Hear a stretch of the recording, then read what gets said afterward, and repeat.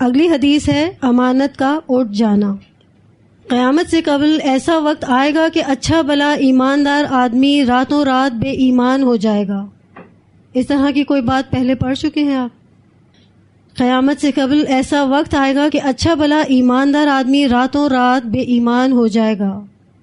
پچھلے لیکچر میں ہم نے ایک حدیث پڑھی تھی کہ ایک شخص جو رات کو مومن ہوگا اور صبح ہوتے ہوتے کافر ہو جائے گا، اور ایک شخص جو صبح کو مومن ہوگا رات ہوتے ہوتے کافر ہو جائے گا۔ یہ بالکل اسی طرح ہے کہ اچھا بھلا ایماندار آدمی راتوں رات بے ایمان ہو جائے گا۔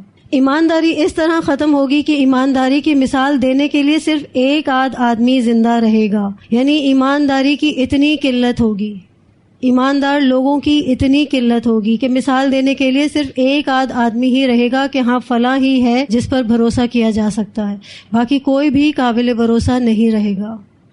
بظاہر بڑے بڑے عقل مند، مدبر اور ایماندار نظر آنے والے لوگ بھی بباطن بے ایمان ہوں گے، یعنی ظاہری طور پر تو کیا ہے کہ وہ بہت عقل مند نظر آئیں گے، ایماندار نظر آئیں گے، دیندار نظر آئیں گے، لیکن باطن ان کا کیا ہوگا؟ بے ایمان ہوگا، یعنی اندر ان کے ایمان نہیں ہوگا۔ حضرت حذیفہ رضی اللہ تعالی عنہ کہتے ہیں رسول اللہ صلی اللہ علیہ وسلم نے فرمایا، ایک اچھا بھلا ایماندار آدمی رات کو سوئے گا اور اس کے دل سے ایمانداری نکال لی جائے گی، بس ایک سیاہ داغ کی طرح ایمانداری کا نشان باقی رہ جائے گا۔ اگلے روز سوئے گا تو رہی صحیح ایمانداری بھی اس کے دل سے اٹھا لی جائے گی اور صرف آبلے کی طرح ایک ہلکا سا نشان باقی رہ جائے گا۔ جلتا ہے جب کسی کے اسکن پر تو ایک چھالا سا بن جاتا ہے، آبلے کی طرح یعنی چھالے کی طرح ایک نشان ہلکا سا باقی رہ جائے گا۔ جس طرح آگ کا ایک انگارہ اپنے پاؤں پر لگانے سے آبلہ پھول جاتا ہے، جس کا نشان تو ہوتا ہے لیکن اس کے اندر کچھ نہیں ہوتا۔ دیکھا ہے آپ نے، اسکن پوری اٹھ جاتی ہے، ایک چھالا سا بن جاتا ہے، اس چھالے کے اندر کچھ نہیں ہوتا، وہ صرف ظاہری طور پر پھولا ہوا ہوتا ہے، اندر سے خالی ہوتا ہے۔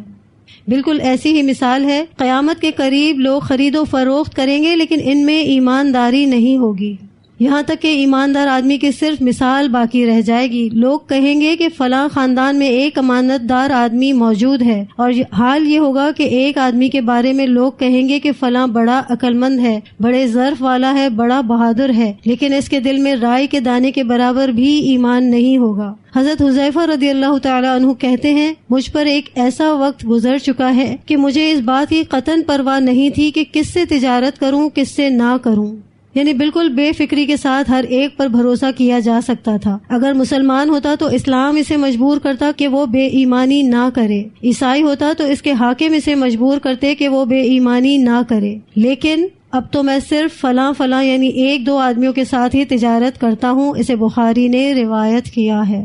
حضرت حذیفہ یہ کس دور کی بات کر رہے ہیں؟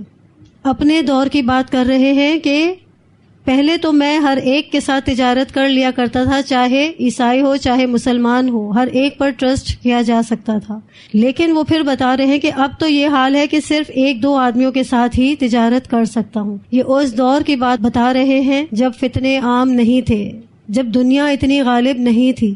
آج آپ دیکھیں کہ ایمان کی کیا حالت ہے، صرف ایک چھوٹی سی دنیا حاصل کرنے کے لیے، دنیا کا چھوٹا سا فائدہ حاصل کرنے کے لیے لوگ خرید و فروخت میں بھی کتنی بے ایمانی کرتے ہیں۔ اس کی روزمرہ مثال تو ہم بازاروں میں بھی دیکھتے ہیں، لوگ قسمیں کھا کھا کر اپنی چیزیں بیچتے ہیں، تو کیا وہ سچی قسمیں کھا رہے ہوتے ہیں؟ یہ صحیح کہہ رہے ہوتے ہیں قسم کھا کر؟ بھروسہ کیا جا سکتا ہے ان کی قسم کا؟ وہ کتنا بھی قسم کھا کر کہہ دیں کہ فلاں چیز میں نے اتنے کی لی ہے اور آپ کو میں اتنے میں دے رہا ہوں، اگر آپ نے انکار کیا کہ مجھے پھر بھی نہیں چاہیے، منٹوں میں سیکنڈز میں وہ اپنی کاسٹ سے نیچے آ جاتا ہے کہ چلیں آپ اتنے میں لے لیں۔ کیا کوئی شخص آپ کے لیے نقصان کر سکتا ہے اپنا؟ فکس پرائس شاپس بھی ہیں، آپ نے دیکھی ہیں، ایسے لوگ بھی ہیں کہ جو بات کہتے ہیں اس پر قائم رہتے ہیں کہ اتنے کا ہے اتنے میں ہی لینا ہے، وہ زیادہ بہتر ہے بجائے اس کے کہ جھوٹ بول کر قسمیں کھا کر چیزیں بیچی جائیں۔ امانت کے بارے میں رسول اکرم صلی اللہ علیہ وسلم کا ارشاد مبارک ہے، جس شخص میں امانت داری نہیں اس میں ایمان نہیں، طبرانی کی روایت ہے یہ۔ تو اس حدیث سے کیا پتہ چلتا ہے کہ امانت کا اٹھ جانا، اس کا ڈائریکٹ تعلق ایمان سے ہے، یعنی ایمان باقی نہیں رہے گا۔ رائی کے دانے کے برابر بھی ایمان نہیں ہوگا۔ رائی کا دانہ دیکھا ہوگا آپ نے، کتنا چھوٹا سا سیاہ دانہ ہوتا ہے، اس کے برابر بھی ایمان، معمولی سا بھی ایمان نہیں رہے گا۔ اس حدیث سے یہ پتہ چلتا ہے کہ وقت کے ساتھ ساتھ امانت اٹھا لی جائے گی اور امانت دار لوگ ختم ہوتے جائیں گے، شاذ و نادر ہی کوئی امانت دار ہوگا۔ امانت کسے کہتے ہیں؟ کیا آپ کے پاس کوئی اپنا مال رکھوائے، کوئی مال یا کوئی چیز رکھوائے آپ کے پاس اور آپ اس کو ایز اٹ از لوٹا دیں، کیا اسے امانت کہتے ہیں؟ امانت میں صرف مال یا کوئی چیزیں نہیں آتی، بہت ساری چیزیں اس میں شامل ہیں۔ ذمہ داریاں بھی امانت ہیں، چاہے کوئی ٹیچر ہو، چاہے کوئی شاگرد ہو، کوئی آفس میں کام کرنے والا مینیجر ہو۔ کتنے لوگ ہیں جو صرف وقت لگانا جانتے ہیں، یعنی اپنی ذمہ داری پوری کرتے ہیں کہ اتنا ٹائم ہمارا ہے، وہ ٹائم پورا کرتے ہیں، لیکن اس دوران کرتے کیا ہیں؟ جو کام ان کو دیا جاتا ہے کیا وہ اس کو ایسے ہی کرتے ہیں پوری ایمانداری کے ساتھ، یا صرف گپ شپ میں وقت گزارتے ہیں؟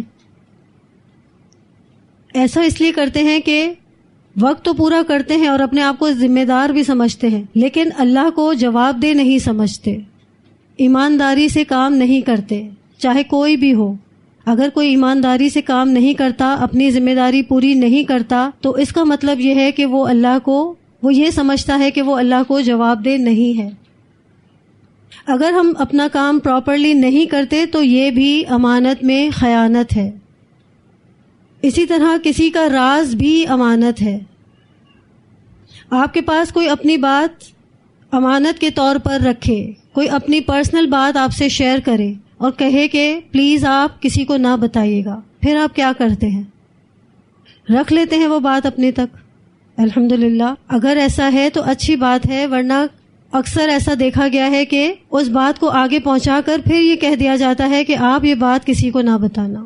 اور کبھی تو ایسا بھی ہوتا ہے کہ جس نے آپ کو وہ بات بتائی ہوتی ہے وہ بھی وہی کر رہا ہوتا ہے جو آگے آپ کرنے جاتے ہیں۔ مثلا اس نے بھی کسی کی امانت آپ پر بتا کر اور خیانت کی ہوتی ہے، لیکن ایسا ہر جگہ نہیں ہے۔ میں جسٹ ایک بات کر رہی ہوں کہ کسی کا راز رکھنا بھی امانت ہے۔ اگر آپ کو کوئی بات اپنی امانت کے طور پر رکھواتا ہے، پرسنل بات شیئر کرتا ہے، اب آپ کی ذمہ داری ہے کہ آپ اس کی پوری حفاظت کریں اور اس راز کو راز ہی رہنے دیں۔ ہمارے بچے بھی ہمارے پاس امانت ہیں، والدین کے پاس بچے امانت ہیں، یعنی بچوں کی اچھی تربیت کرنا بھی ہم پر امانت ہے۔ ہمارے پاس موجودہ جو قوتیں ہیں، صلاحیتیں ہیں جو ہمیں دی گئی ہیں، وہ بھی امانت ہے۔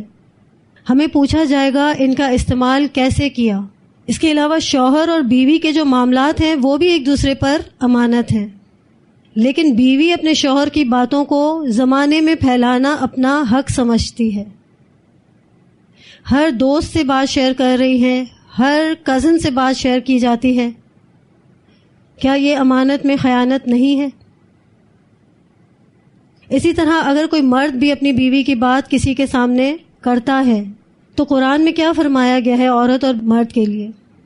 ہن لباس لکم وانتم لباس لہن، یعنی عورتیں مرد کے لیے لباس ہیں اور مرد عورتوں کے لیے لباس ہے۔ جیسے لباس جسم کی حفاظت کرتا ہے، اسی طرح مرد اور عورت کا یہ تعلق بھی ایک دوسرے کے رازوں کی حفاظت کے لیے بھی ہے۔ لیکن جب آپس میں مزاج نہیں ملتے، تعلقات نہیں بن پاتے، آپس میں جھگڑے ہوتے ہیں، تو کیا چیز سامنے آتی ہے؟ سارے راز فاش کر دیے جاتے ہیں ہر کسی کے سامنے۔ کیا اس رشتے کی حفاظت کرنا ہم پر امانت نہیں ہے؟ تعلقات اچھے ہوں یا برے، کسی صورت میں ہمیں اپنے معاملات باہر کے لوگوں تک نہیں پہنچانے۔ اور کیوں پہنچانے ہیں؟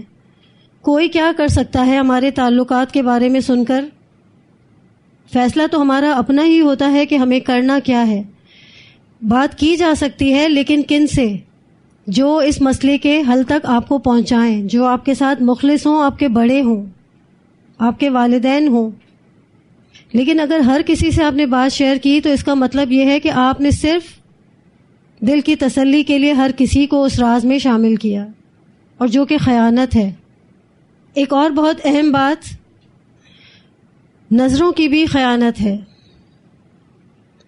نظر وہ چیز دیکھتی ہے جس کو دیکھنے سے روکا گیا ہے۔ کتنی چیزیں ہیں جن کو ہم ان آنکھوں سے دیکھتے ہیں، جن کا دیکھنا منع کیا گیا ہے، اور اس میں ہمارے لیے ہی خیر اور بھلائی ہے. ہوتا ہے ایسا؟ نظروں کی خیانت ہو جاتی ہے؟ نہیں کرتے. اگر نظروں کی خیانت سے بھی اللہ نے آپ کو محفوظ کیا ہے تو اچھی بات ہے، لیکن مجھے تو ایسا لگتا ہے کہ آپ موبائل میں کوئی اچھی معلومات کے سلسلے میں بھی اسکرول کریں تو بہت ساری چیزیں نظروں کی خیانت کروا جاتی ہیں. اللہ تعالیٰ ان فتنوں سے ہمیں محفوظ رکھے. نظر کب اٹھتی ہے، کب جھکتی ہے، اللہ تعالیٰ سب جانتا ہے. آپ ٹیسٹ دیتے ہیں، ٹرانسلیشن ٹیسٹ ہوتا ہے، اس میں بھی اپنی نظروں کی حفاظت کس قدر ضروری ہے. کبھی ایسا ہو جائے کہ کوئی چیز یاد نہ آ رہی ہو اور دل میں آئے، ادھر ادھر تھوڑا سا نظر گھما لے، تو انشاءاللہ آپ سب سے ایسی امید ہے کہ کوئی بھی اس طرح سے نہیں کرتا. مگر کتنے ایسے طالبات ہمارے درمیان دیکھی گئی ہیں جو اس سلسلے میں بھی نظروں کی خیانت کرتی ہیں. کیا حاصل ہوگا اس سے؟ اللہ تعالیٰ ہر چیز کا حساب لے گا. دنیا میں وہی بات کہ ذرا سے نفع کے لیے 2 نمبر حاصل کرنے کے لیے اتنا بڑا اپنا آخرت کا نقصان کر دیتے ہیں. آپ دیکھیں کہ دل بھی خیانت کرتے ہیں. جب دل کے اندر آپ وہ چیز رکھتے ہیں جس کو رکھنا گناہ ہے، مثلاً بدگمانی، کیا بدگمانی رکھنا گناہ نہیں ہے؟ کیا بغض رکھنا گناہ نہیں ہے؟ کیا دل میں حسد کو پالنا گناہ نہیں ہے؟ تو جو خیانت دل کرتے ہیں، جو خیانت زبان کرتی ہے، جو خیانت آنکھیں کرتی ہیں، جو خیانت کان کرتے ہیں، سب کا ہی حساب کتاب ہوگا. اللہ کے دیے ہوئے ان تمام اعضاء سے ہم کیا ہم خیانت نہیں کر رہے؟ ان اعضاء کا صحیح استعمال ہم پر امانت ہے. شروع میں ہم ذمہ داریوں کی بات کر رہے تھے کہ ذمہ داریاں بھی امانت ہیں، تو کیا ہم تمام ذمہ داریوں کو پورا کرتے ہیں؟ آپ کے مدرسے میں آنے کا وقت آپ کا 9 بجے کا ہے. ہم اپنے آس پاس ہی دیکھیں گے کہ ہماری اصلاح ہو جائے اور ہم کہیں ان فتنوں کا شکار نہ ہوں، اس لیے ہم اپنے آس پاس کے مسائل کو ہی ڈسکس کرتے ہیں. ہمارے ادارے کا وقت یا آپ کے آنے کا وقت 9 بجے کا ہے. اگر آپ 9:10 پر 9:15 پر آتے ہیں تو کیا یہ خیانت نہیں ہے؟ اسی طرح سے آپ کے جانے کا وقت 1:30 بجے کا ہے. کبھی ایسا ہوتا ہے کہ کوئی ہمارے پاس آ جاتا ہے کہ 1 بجے جانے کی اجازت دے دیں. مجبوری کی حالت ہوتی ہے تو اللہ بھی جانتا ہے اور ہم بھی ظاہر پر معاملہ کرتے ہوئے اجازت دیتے ہیں، لیکن آپ اپنے آپ کو اچھے سے جانتے ہیں کہ کیا یہ اجازت لینا اس وقت میرا جائز تھا؟ ہمیں تو نہیں معلوم، ہم کسی کے اندر کی تو کھوج نہیں لگاتے. کیا واقعی ایسی مجبوری تھی کہ اس وقت چھٹی لی جانی چاہیے؟ ڈاکٹر کا ایشو ہے تو کیا وہ ڈاکٹر ہفتے میں 2 ہی دن آتا ہے جب آپ کی کلاس کے ٹائمنگز ہوتے ہیں؟ میں یہ نہیں کہتی کہ کوئی جان بوجھ کر ایسا کرتا ہے، لیکن کہنے کی بات اور سمجھانے کی بات یہ ہے کہ آپ سے آپ کے کیے گئے ہر وعدے کے بارے میں پوچھا جائے گا. آنے کا ٹائم، مدرسے آنے کا ٹائم، مدرسے سے جانے کا ٹائم، یہ خود آپ نے ہی طے کیا ہے نا. آپ ہی نے اس کا عہد لیا ہے کہ ہم آن ٹائم آئیں گے اور آن ٹائم جائیں گے. جب ایڈمیشن لیا تو آپ کو تمام چیزیں واضح کی گئی تھیں کہ یہ ٹائم ہے آنے کا، یہ ٹائم ہے جانے کا. آپ ہی نے اس کو اوکے کیا تھا، تو اب آپ ہی سے اس کا سوال کیا جائے گا. مجبوراً اگر کوئی چھٹی لیتا ہے تو واقعی اس کی مجبوری ہے، تو پھر اللہ اس کے دل کو جانتا ہے اور اس کے معاملات کو اللہ جانتا ہے. تو حتی الامکان کوشش یہ کرنی چاہیے کہ ہم نے جو عہد کیے ہیں، جو ہماری ذمہ داریاں ہیں، ان کو ہم اچھے سے نبھائیں. معمولی باتوں پر آف لے لینا یہ بھی خیانت ہے. کبھی کبھار تو بچیاں جب اپنے گھروں میں شادی کے سلسلے میں چھٹیاں لیتی ہیں کہ ہمارے گھر میں شادی ہے بہن کی، بھائی کی، اس وجہ سے ہم نہیں آئے تھے، تو ہم کہتے ہیں اوکے ٹھیک ہے. لیکن مجھے یہ ہوتا ہے کہ شادیاں آج کل کتنے بجے ہوتی ہیں؟ رات کو 10 اور 11 بجے. تو صبح سے ہمیں کیا کرنا ہوتا ہے؟ اگر آپ کے گھر میں ایک دن پہلے مہمان تھے تو وہ آپ کا مسئلہ ہے. اگر آپ رات کو لیٹ بھی سوئے تو کیا اس کے بعد ہمیں صبح چھٹی کر لینی چاہیے؟ یعنی اگر آپ کا ٹیچر بھی ایسے ہی کرنے لگے کہ آپ سب یہاں کلاس میں موجود ہیں اور ٹیچر نہ آئے، کہ رات کو میرے گھر میں مہمان تھے اور میں رات کو 3 بجے سوئی، لیٹ سوئی، تو میں صبح نہیں آ سکی اور میں نہیں آ رہی. کیا ایسا پاسبل ہے؟ تو جب ایک ٹیچر کے لیے نہیں، اس کو عہد کی پاسداری کرنی ہے، اس کو اپنی ذمہ داری پوری کرنی ہے، تو پھر شاگرد کے لیے ایسا کیوں کہ وہ جب چاہے چھٹی لے لے کہ مجھے شادی تھی یا میرے گھر میں یہ ایشو تھا. اس کی اپنی شادی ہے پھر ایک الگ بات ہے. بعض طالبات تو اپنی شادی کے دن سے 1-2 دن پہلے تک بھی آتی رہتی ہیں، بعض 1 مہینہ پہلے سے نہیں آتی. بات ساری یہ ہے کہ بھائی بہنوں کی شادی میں بھی چھٹیاں لے لینا، اور صبح کلاس ہے اور رات کو آپ کے گھر میں فنکشن ہے اور آپ صبح نہیں آ رہے کلاس میں. اتنی کتنی ذمہ داریاں ہیں بچیوں پر. ماؤں پر ہیں بے شک، لیکن میں کہتی ہوں مائیں بھی اگر ہمتیں پکڑ لیں یا ہمت پکڑے نا تو سوال ہی نہیں کہ وہ بھی چھٹی کریں. آئیں اور پھر دیکھیں کہ وقت میں کیسی برکت ہوتی ہے اور اللہ تعالیٰ کیسے کام آسان کرتا ہے. اس کے علاوہ آپ کے ٹیچرز، ذمہ داری کی جو بات اب میں کر رہی تھی، تو آپ کے ٹیچرز بطور ہوم ورک کوئی امانت دیتے ہیں. جو آپ کا لیسن ہے اس کے بارے میں آپ کو تفسیر پڑھنا، تفسیر القرآن سے کہا گیا تھا پڑھنا ہے. ہر لیسن کی تفسیر پڑھتے ہیں آپ سب، کرتے ہیں یہ امانت پوری. سارے سر ہلنے چاہیے ہاں میں، لیکن کچھ خاموش ہیں. کل جو آپ کو پڑھایا گیا تھا، یعنی کل جو تفسیر آپ کی ہوئی تھی، آپ پر لازم تھا کہ آج اس کا ترجمہ آپ آج یاد کر کے آئیں. کل کا ترجمہ آج یاد کر کے آئے ہیں. اکثر گروپ انچارجز کہتی ہیں کہ آج اگر ترجمہ سنیں گے گروپس میں تو بچے کہیں گے ہم نے آج یاد نہیں کیا. تو کیوں؟ کل کا ترجمہ آپ کو آج یاد کر کے آنا چاہیے تھا. یہ آپ پر امانت ہے. کتنا لیسن ہوتا ہے، اور طالب علم کا کام ہی کیا ہے سوائے پڑھنے کے. نو ڈاؤٹ کہ گھر جا کر بھی گھر کی ذمہ داریاں ہیں اور ہر کوئی دیکھ رہا ہے، لیکن اگر ہم اللہ کے لیے وقت نکالیں تو اللہ ہمارے ہر کام میں آسانی کرتا ہے، ہمارے وقت میں برکت دیتا ہے. آپ نے اپنی تفسیر ٹیچر کو دیکھا ہے کہ وہ منڈے کو آتی ہیں، پڑھا کر گھر جاتی ہیں، اور دوسرے دن ٹیوزڈے کی تفسیر کی نئی لیسن کی وہ تیاری کر کے پھر آتی ہیں. کبھی انہوں نے کہا کہ اب میں کل پڑھا کے گئی ہوں تو آج تو پاسبل نہیں تھا تفسیر کروانا. اسٹوڈنٹ اتنا سا ترجمہ یاد کرنے میں کہہ دیتے ہیں کہ ہم نے تو یاد نہیں کیا. اس کی وجہ یہ نہیں کہ آپ بہت بزی تھے، اس کی وجہ یہ تھی کہ آپ نے کام کو غیر اہم سمجھا، اپنی ذمہ داری کو ذمہ داری نہیں سمجھا. تجوید کا لیسن آپ کو ملتا ہے 5 ٹائمز پڑھنا ہے، 7 ٹائمز پڑھنا ہے، اور اس پر ایک جب آپ کا ٹیسٹ لیا جاتا ہے تو آپ کے ہوم ورک کے نمبرز رکھے گئے ہیں کہ آپ نے اپنی امانتیں پوری کی ہیں، تجوید کا لیسن آپ نے کمپلیٹ کیے ہیں ڈیورنگ دس ہاف پارا، تو آپ کو اس پر ایک نمبر دیا جاتا ہے. یہ نمبر کیوں رکھا گیا ہے سر پہ؟ تاکہ آپ اپنی امانتیں پوری کریں کہ ہمارا یہ نمبر کہیں کٹ نہ جائے. حالانکہ اگر نہ بھی دیا جائے نمبر تو بھی آپ کو پڑھنا ہے. بے شک شوق دلانے کے لیے کہ اس طرح ہمیں نمبر ملتے ہیں، مارکس ملتے ہیں، تو اچھی بات ہے، اس میں کوئی ایشو نہیں، لیکن کیا ہمیں نمبروں کے لیے پڑھنا ہے؟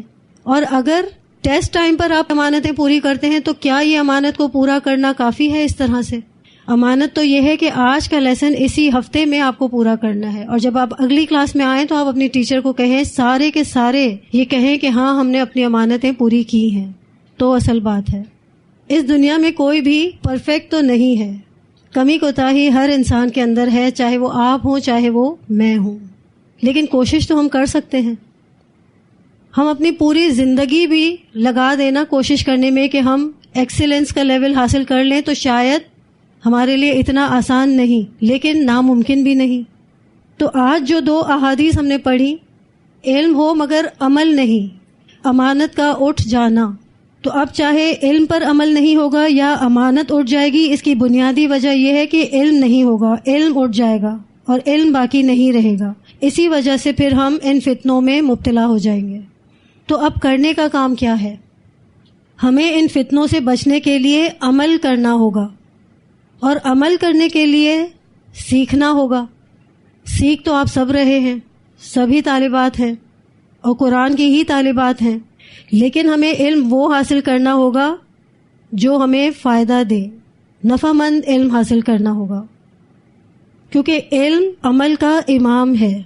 اللہ تعالیٰ سے دعا ہے کہ اللہ ہمیں ان نشانیوں سے وہ سبق سکھائیں اور اس کے مطابق ہمارا عمل تبدیل ہو جو اللہ کو ہم سے مطلوب ہے.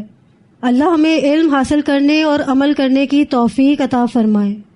اللہ ہم سب کی حفاظت فرمائے اور ایمان کی حالت میں ہمارا خاتمہ ہو، اور اللہ کی محبت کے ساتھ ہم اللہ کے سامنے پیش ہوں. آج ہم اپنی کلاس یہیں تک رکھتے ہیں. وآخر دعوانا ان الحمد للہ رب العالمین. سبحان ربک رب العزت عما یصفون وسلام علی المرسلین والحمد للہ رب العالمین. سبحانک اللہم وبحمدک نشہد ان لا الہ الا انت نستغفرک ونتوب الیک. السلام علیکم ورحمۃ اللہ وبرکاتہ.